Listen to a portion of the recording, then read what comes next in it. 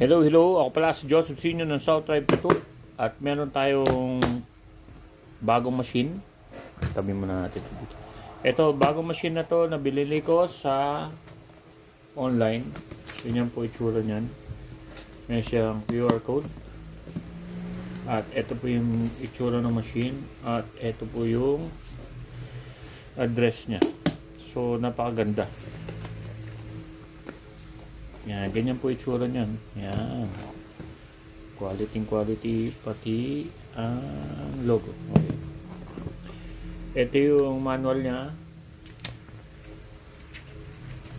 Ang size po lang na itong machine ito is 4.5 at ang warranty. At itsura niya na card. Tapos QR code. Tapos, meron siyang... Dito nakalagay yung battery. Tinanggal ko na. Nalagay ko na sa loob. So, nandun na yan sa loob niya yung battery. Tapos, ito yung lagayan niya ng cord. So, may cord dyan. Cordon. Yung cord niya, Type-C to eh. Type-C na ano, nakalagay dyan. Yan yung itsura niya. Yan. Nakalagay dyan. Tapos, may takip. So, ang ganda ng box niya, secure na secure. Tapos, yun lang po yung laman niya. Tapos, ito na yung machine na sinasabi ko. Ang size po na itong machine na to is yung needle, yung bato ng needle niya, 4 point something. So, nakarap na pala. Sorry. Nakarap po siya. So, ganito po yung pagratap ko sa hindi nakakaalam po. Kaya po nakarap to ng ganito. Kasi para hindi po mahawakan na makontaminado yung tattoo machine. Kasi karaniwan, pag may dugo yung kamay mo, tapos sinahawak-hawak mo dyan, tapos ginamit mo sa isang kliyente, mapapasa yung mikrobyo nito. Yung mga mikrobyo na nakalagay dikit dito, kasi ito, hindi po na-autoclave to. So, ito po ay hindi na-autoclave. Ito. Kasi nandito yung makina. Ito lang po ang pwede i-autoclave o kaya i-dry heat.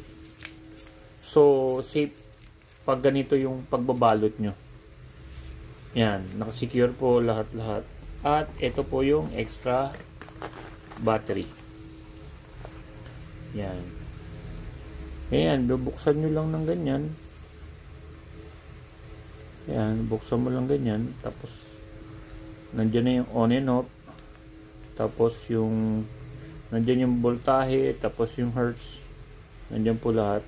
Ginamit ko nga pala to, napakatagal malobat na itong battery na to. Bilib na bilib ako doon sa battery. Kasi sobrang tagal talaga na malobat. Tapos ito, pag-usapan natin uli. Kasi totoo lang, ang dami ako nakikita sa mga vlogger na hindi nagko-cover ng ganito. May mga murang tattoo. Walang problema tayo kung mura yung tattoo nyo. Basta kuberan nyo yung ganito. Tapos may mga nakikita ako talagang mga tattoo artist na talagang nagbo-vlog, ganyan. Walang cover. Kailangan nyo kuberan to kasi makokontaminado yung ano nyo. Yung machine nyo. Payo lang. Kung ayaw nyo, kung gusto niyo yung sinabi ko o ayaw niyo, okay lang. Pero payo lang naman sa akin yun. Kasi nasa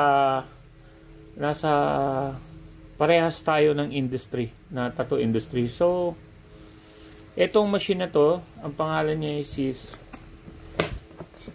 yan o, Ink yan Ink King. Yan yung pangalan. So, makikita nyo siya sa Instagram. May demo siya, tapos meron siyang adjustan yung iba.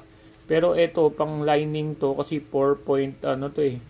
Pwede siya magbuhat ng needle na 15 to 20. Kayang-kaya niya yun kasi direct drive po to. So wala tong adjustan. Kaya susunod bibili ako ng adjustan. Mas gusto ko yung may ina-adjust na lang. Tapos dalawa pa rin yung gagamitin ko.